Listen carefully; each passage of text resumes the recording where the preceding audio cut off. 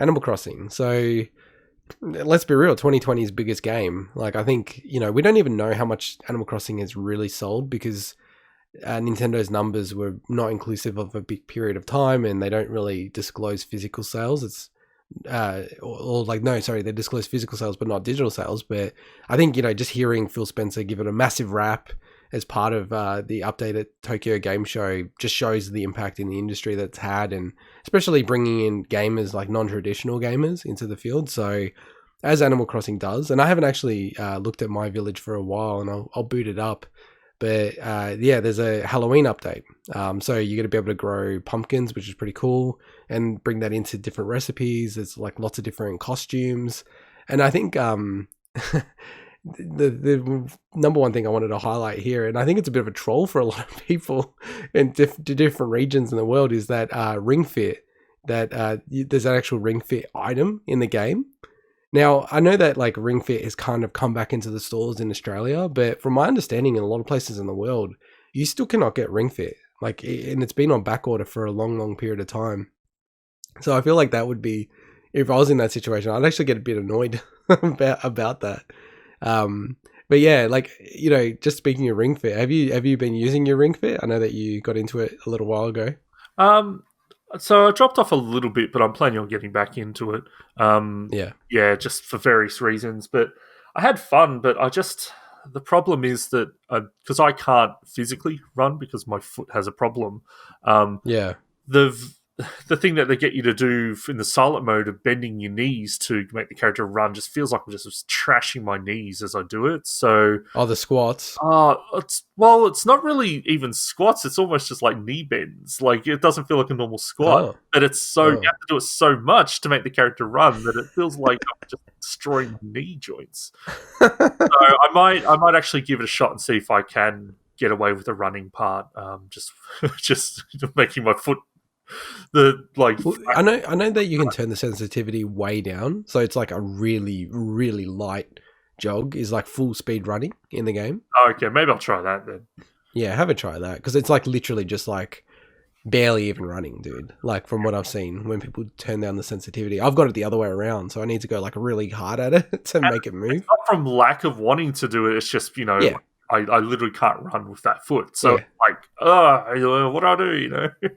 Yeah, we're getting old, so it's understandable. I don't think it's Ring Fit. I can't remember what it was from, but my knee is starting to get creaky. I was like, wow, I'm getting old.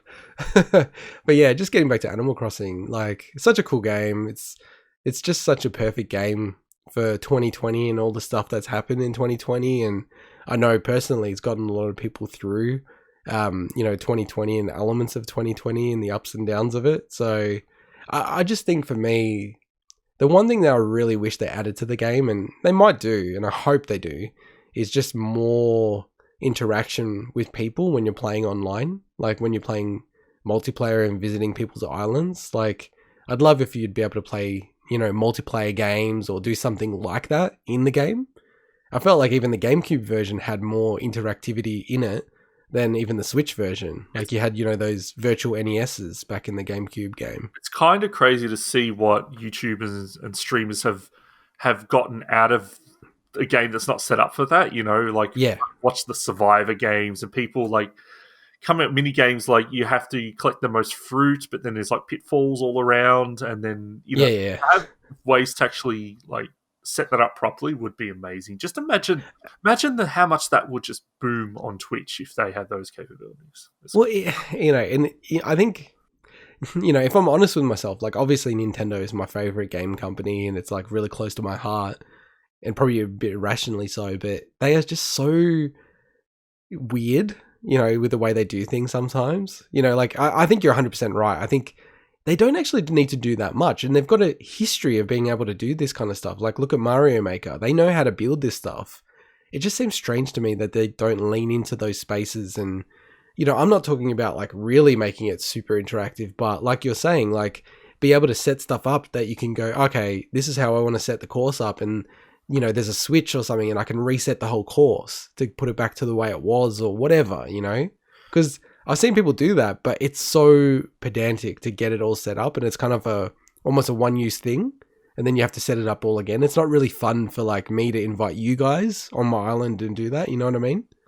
It's just, it's a shame. It's a shame, but it is all these weird things that it sounds so strange, but almost makes Nintendo who they are. Like, Correct. So there's this enigma, about who makes these decisions in Nintendo. Why can't we like play Mario Maker multiplayer with our friends, and then they patch it on? It's like, what the hell? But it's kind of, it just adds to the weird, unique mystique, like that Nintendo are weirdos, but we kind of love them for it. But we still want this. It's like Animal Crossing is a good example. Like, there's so many people saying, "Oh, the quality of life updates could be made to Animal Crossing about the inventory management and all this stuff." And then I think, as a non-Animal Crossing player, like, this is coming from probably very ignorant standpoint, but Animal Crossing's like not meant to be like that. It's like it's meant to kind of be weird and laborious. Yeah. It's and that's obviously a very conscious decision by Nintendo, because they could easily implement that stuff, but they just don't want to. No, I totally agree. And it is funny when I look at those lists. Like, when I was playing the game quite a bit, like, 10 hours a week, 20 hours a week, or whatever it was. Like, I saw everyone say that, but I'm kind of like, that's kind of the beauty, like, for lack of a better word, the beauty of it, that it is kind of a bit odd in that way. And, it kind of forces that mundane nature of it, and forces you to be like just very simple and boring, and just really, really tight on what to do. And I know that we're in a different segment, but I forgot to actually mention it. With the Phil Spencer tweet, it was a guy called SkillUp. He's like a YouTuber in Australia, or like, he's an Australian YouTuber who reached out to Phil Spencer. But I forgot to mention it, but I do want to mention it. Yep. Yeah, just going back to Animal Crossing. Yeah, it's just it doesn't seem like they've kind of got it right. Like a lot of the community, which it's, I kind of can't say that, but yeah, I don't know. It's a funny one. It's a funny one.